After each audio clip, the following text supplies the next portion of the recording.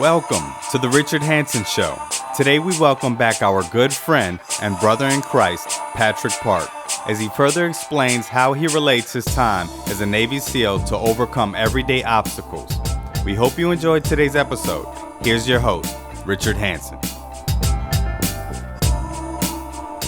Teddy Roosevelt once said, "It's not the critic who counts, not the man who points out how the strong man stumbles, or where the doer of deeds could have done them better.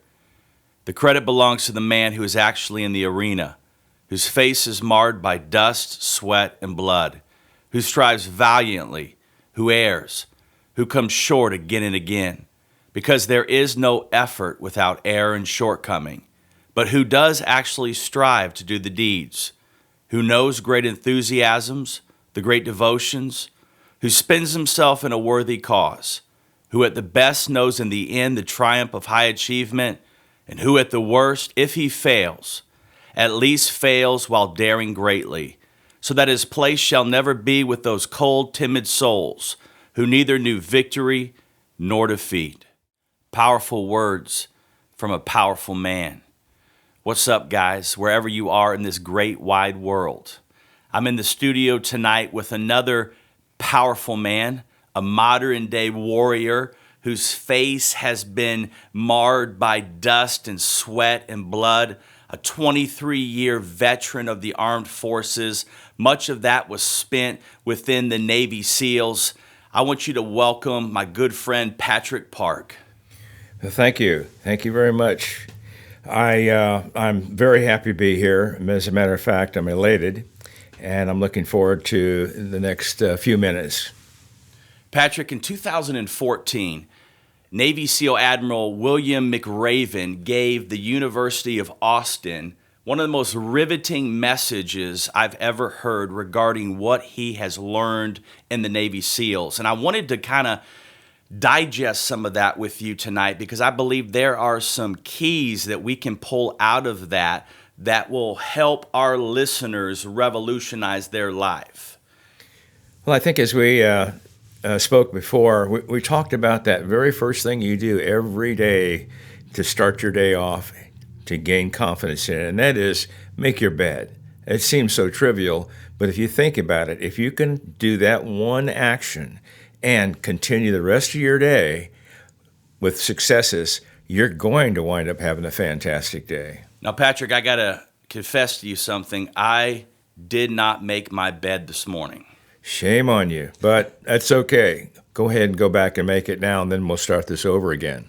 You know, I think for so many of our listeners that are listening tonight, they're wanting to change the world. They're wanting to be influencers in this generation, but oftentimes we struggle with doing the little things, and we're just looking for the big win.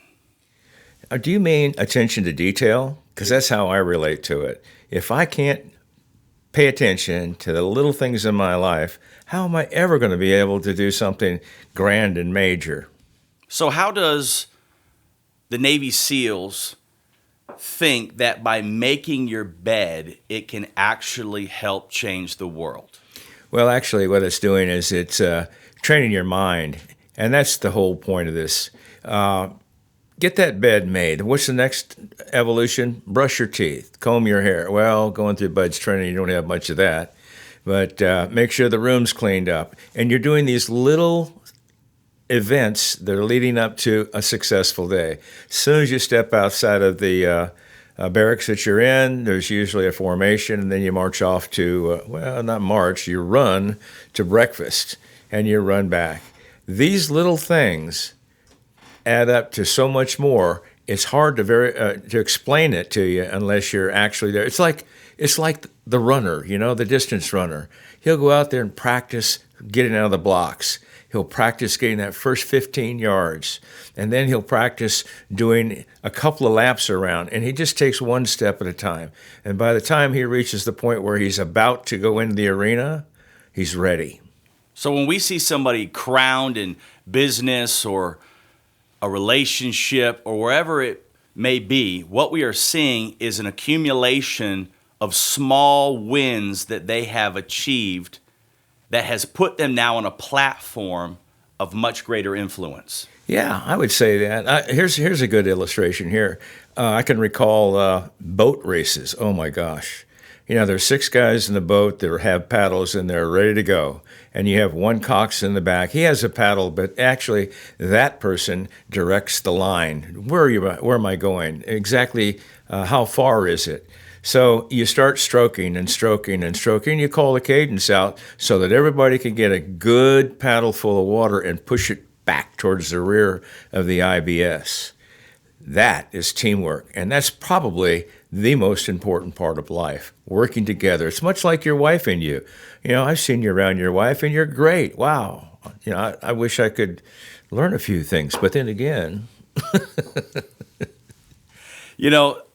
It's so true. It's teamwork that makes the dream work. If we're going to change the world, not only do we have to start out by making our bed and paying attention to that small detail so that we can get those accumulative wins, but we also have to find others to help us in the process of seeing transformation happen in our lives. That's the instructors, and they keep good track of that.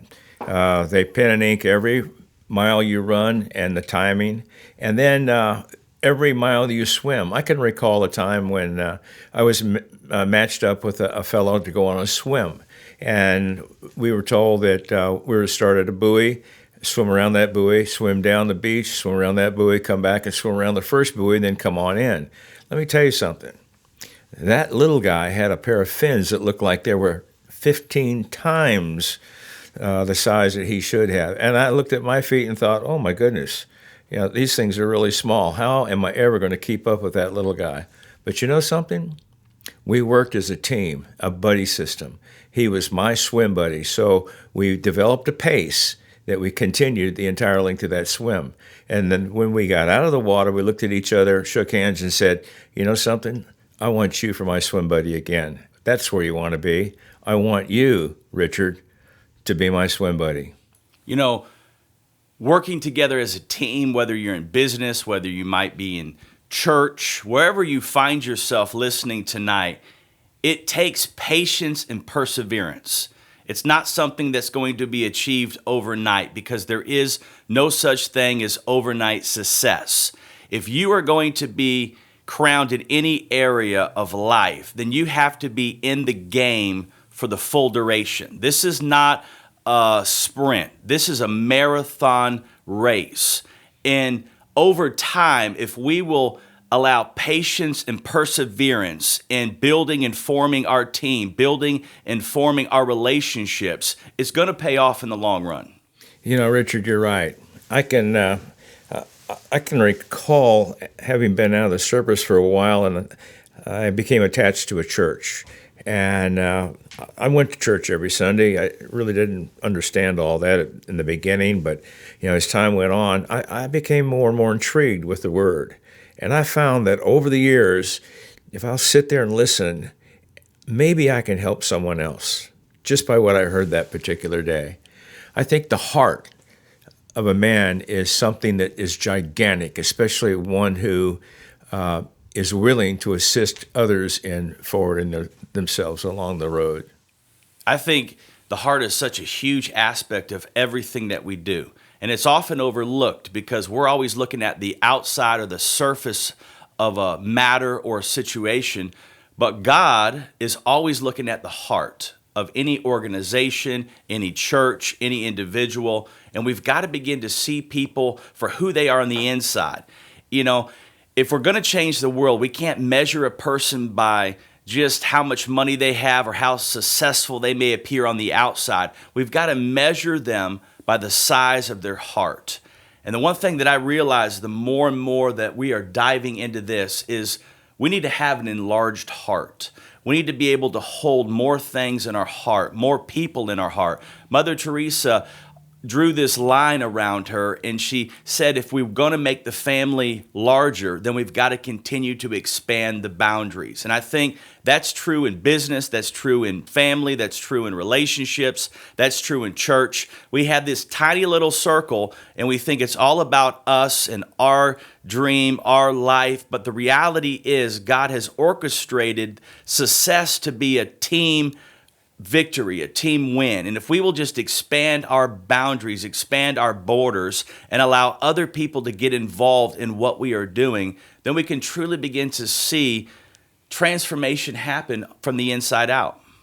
I believe in that. I believe you're absolutely right about that. As a matter of fact, I can remember some days were not as good as others. And of course, the instructors always knew when you were putting out maximum or you're just holding back. And for those who just were holding back a little bit, they would send them down to the surf zone, make you jump into water, get out beyond the breakers, come back in again, and find a nice area of the beach that had some nice, beautiful white sand, and make you roll around with your uniform on. And you would develop, of course, a lot of sand on the uniform, and we call that a sugar cookie. And that was a lesson. That was a lesson. Don't go down that road again. Don't be slurking on your duties. So this isn't like the sugar cookies that my grandmother always made growing up. What you are talking about here is so important, because no matter how hard life may hit us and we get knocked down, and we're going to get knocked down, I think it's important that we understand failure can be an amazing tutor. It teaches us things about ourselves we would have never knew about ourselves had we never failed. But the important thing is, if you're going to fail, at least fail falling forward and learn in the process. So if you're going to be on the ground, if you're going to be rolling around and being called a sugar cookie, at least you're going to come out of that stronger, better, harder, quicker, more successful for the next day. That's right. Pushing through it and look forward to have that better day the next day, tomorrow, and so on and so forth. It's so important because, listen, every day is not going to be our best day. We're going to have days that we wake up and it's just going to feel like a bad day. But the valley isn't a place where it's meant to destroy us. It's meant to refine us. It's meant to put a demand on us. It's meant to push us to our limits to realize there is more in us than we presently realize.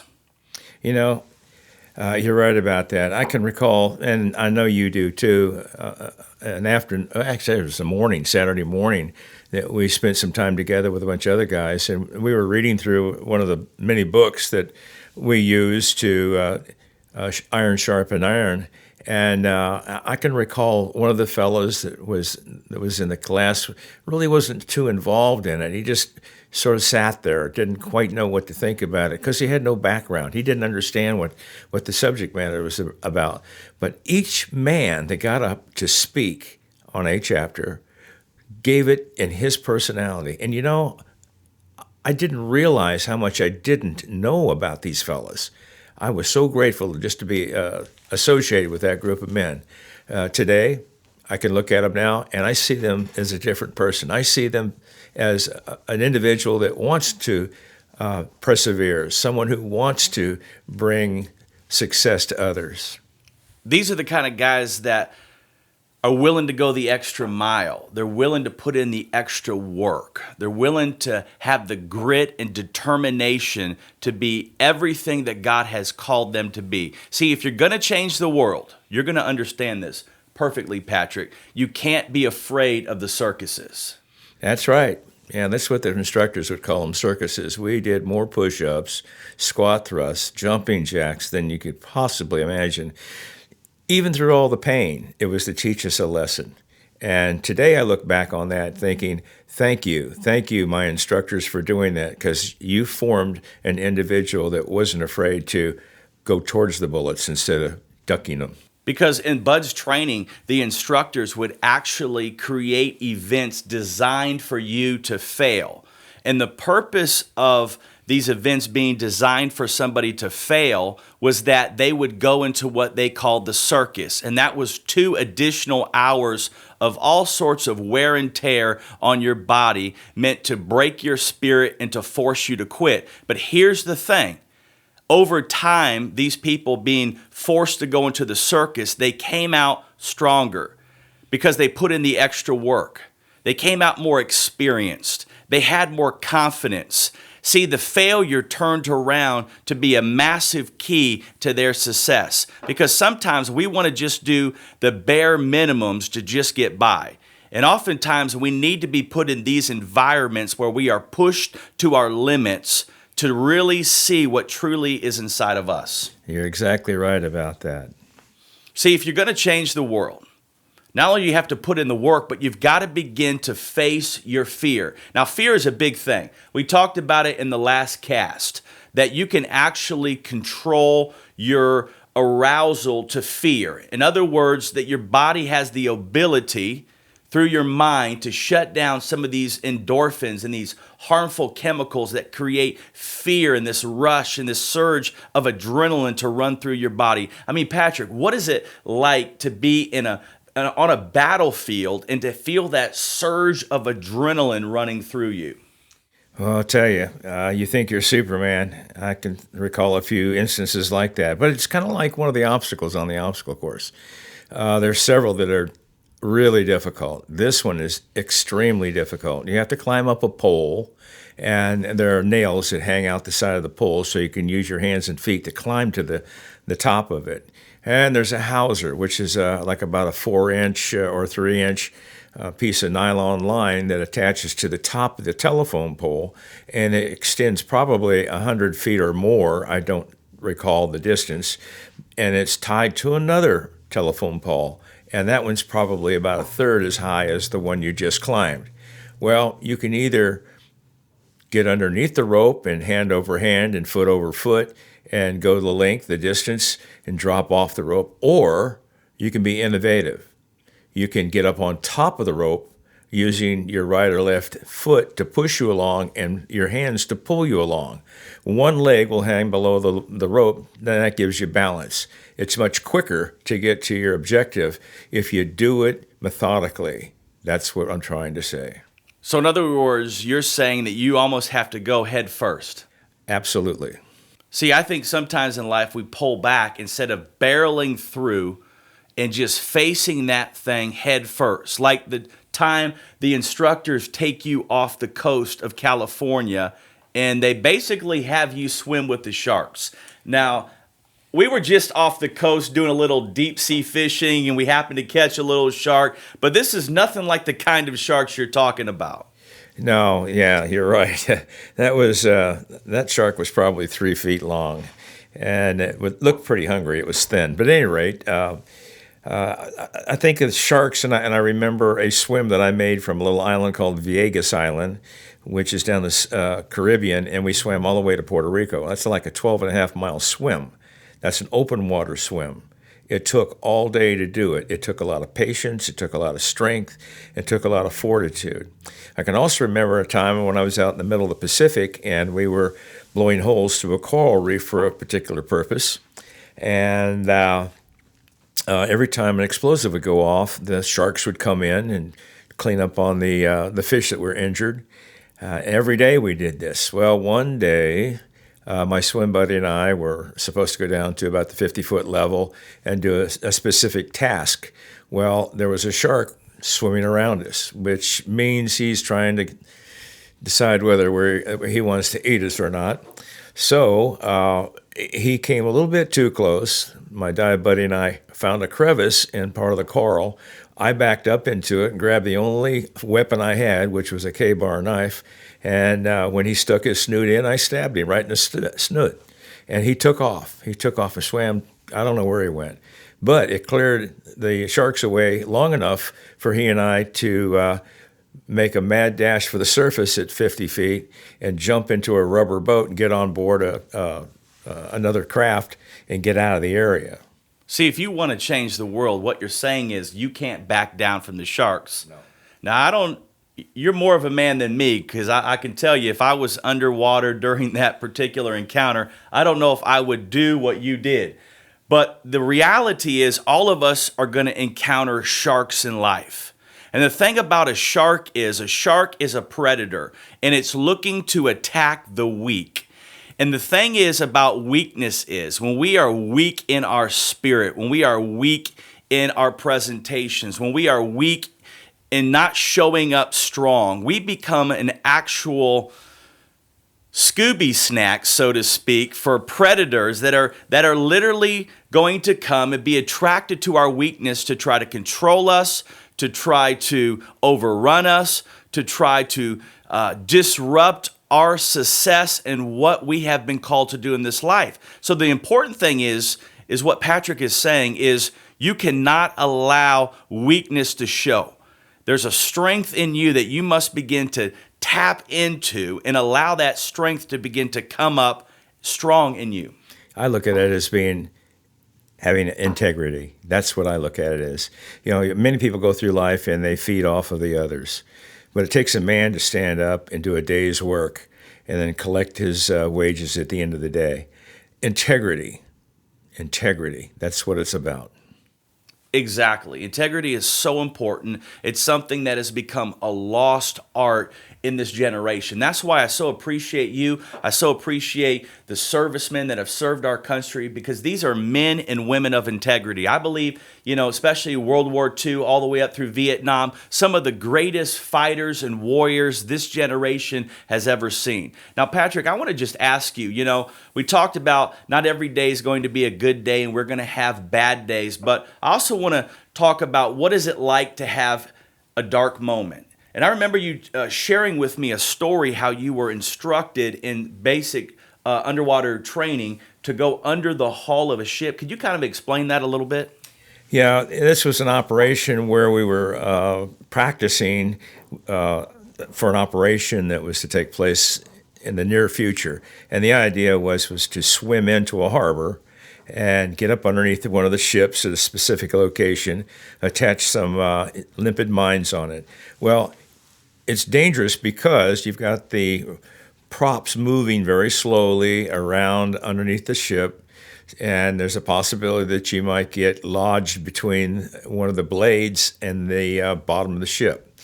And there's also what they call induction. There's the fresh salt water's coming in, cooling down the engines and all the turbines, and then it's dispersed over the side. If you get caught on one of those, you're probably going to stay there a couple hours, and you don't have that much air in your tanks. We were just using twin 72s at the time, and this was just rehearsals, practices. But as time got closer to the actual operation, we moved from there to another type of rig that allowed us to get around stealthily. Now, the swim into the harbor started out in the Pacific Ocean, and we had to swim through the surf zone. We had to swim through an opening in the naval base there, and then a long swim down the row of piers until we got to that one ship. And then we went ahead and attached. And then we had to swim back without being detected. That's a very difficult thing to do. And if you don't practice it, there's no rehearsals, you'll be found out. So you literally have to be at your very best, in your top peak performance, but yet in your darkest moment underneath that water with no moonlight, with no sort of light coming through the surface of that water. You are literally in what they would call pitch black. Absolutely. And you need to know how many kicks it takes to go a certain distance so that you can count the distance and turn left, which that was a left turn into the pier where the ship was located. But if you hit the wrong pier, uh-oh.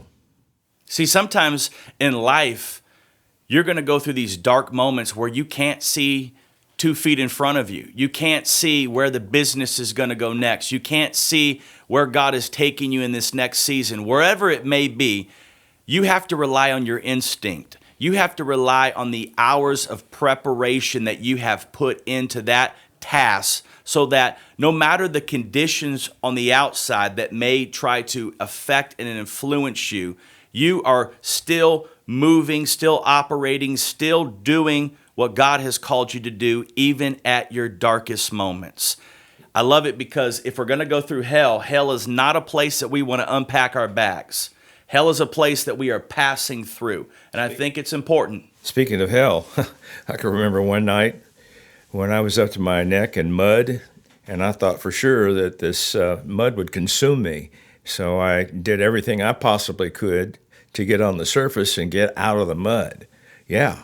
We all have dark days. We all need to know who the sharks are. We all need to have that perseverance. We all need the integrity to see the mission through. See, I love what you said about being up to your neck in mud, because I hear that there's a lesson about raising your voice if you're going to be neck deep in mud. Could you explain that? Well, the instructors would give you the command to jump into the water. And this was not only physical, but also mental harassment. And it was a heck of a day to be sitting out in the middle of the mud flats in San Diego near Tijuana, singing songs to occupy the time that you were in there, so you weren't really aware of how long you were there, and to entertain the instructors. The lesson was one that we all learned very well. And in order to move forward in the training, we had to have that confidence in knowing that they can do anything they want to me, but they can't kill me. And that's what I said to myself over and over and over again while going through training. They can't kill me. Let's go. So do you think that by raising your voice, by singing that song, allowed you to get your mind off of that temporary discomfort of being up to your neck in mud? Oh, boy. Oh, yeah. You want to try it sometime? I'll go with you. I don't know if I want to try that. Okay. But I think it's so important that we understand that there's going to be times that you're going to be neck deep in that relationship. You're going to be neck deep in debt in that business. You're going to be neck deep in a situation that literally is like a modern day hell day for the Buds training. And it's important when you are neck deep that you don't panic, because what happens when you panic, Patrick? Everything that you've learned, everything that you've experienced is for naught, and you just wind up hurting yourself. See, it's important to maintain that calm composure. And one of the ways we can do it is just by lifting our voice and just by getting our mind off of what we are presently going through and getting it set on something greater, on something more wonderful, on something more magnificent than our present situation. I think the jewel of the training was the day that I graduated from Bud's training. They called it UDTRA back when I went through. That was a couple years back, and you immediately went into a UDT team, underwater demolition team, the Navy's frogmen, and that's where the Navy SEALs came from. I remember walking across the stage and getting my little diploma, and I felt so great. I felt like, gosh, I have made something that I can be proud of, and my parents could. And one thing that kind of stuck out was at any time during that training, I could have walked up and rang the bell. It's a big brass bell, and you ring it 3 times, and you can throw your helmet on the ground, you can stomp on it, kick it, whatever you want to. Everybody looks over, and they just nod their head.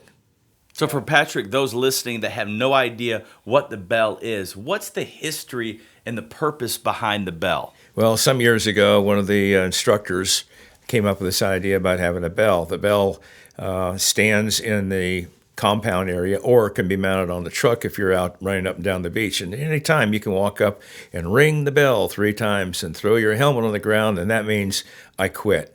You quit at that point. You don't have any idea what your individual plateau is for pain or for success. And I think that the fellows that made it through never found that level, which is a credit to them. Those are always the big warriors when we're out on the battlefield, too. I'm telling you what, there's nothing more, I can't really explain it. It's satisfying. There we are. There's nothing more satisfying than to be able to work with a bunch of people who are on the same page. So the question to you is, what is your bell? I don't know. I've never found it. I'm just going on through life the same way I went through Bud's training, looking for each day, moving through it, and preparing myself for the next. So the question to those listening tonight is, what is your bell? Yeah. Are you going to ring that bell? Are you going to throw in the towel? Are you going to give up? Are you going to walk away? Are you going to say that you can't go on anymore because it's too hard? Or are you going to stand up and begin to fight and begin to overcome and begin to sing that song even though you may be neck deep in mud. You're going to be willing to jump into shark-infested waters. Why? Because your dream inside of you deserves to be lived, deserves to be told. And that, my friends, is what life is all about. Patrick, I want to ask you a question as we close out this cast. Looking back through all the years of being with the SEALs, what was that moment for you that was the aha, the culmination of all your training, of every bit of time that you put into it? Was it on the battlefield? Was it the day that you retired? What is it now looking back? If you were to speak to yourself, say 40 years ago, what would you want to say to yourself? Well, I think not to myself, more towards my sons. I have 3 sons living in the San Diego area. And the culmination was the day that I received the Bronze Star with a V in it for valor. That's only gained on the battlefield. When it was presented to me and that Admiral pinned it to my chest, there wasn't a door that I could go through that I wouldn't hit my head on the top. So that medal that was given to you, what did that mean to you? You mentioned your 2 boys. Well, I want them to understand that their father went through, a lot in order to bring them through what they've gone through in their life. I want them to understand that Dad knows that he's been there, he's done it, he understands it. And if I've got that relationship with them, I'm sure that they will take that with them through the rest of their lives. Wow. Patrick, one more thing before. What would you want to be remembered for? Well, I thought about that not long ago, and I think I want to be remembered as a Christian. I want to be remembered as a father, as a Navy Frogman SEAL, as a husband, as a leader in my community, and a man that was generous enough to give whatever he had to anyone, including the shirt off his back. Well, Patrick, it's been an honor to have you on the cast tonight. I know we're going to have you back in the coming days. For all those listening tonight, we love you from my heart to yours. Make it an amazing day.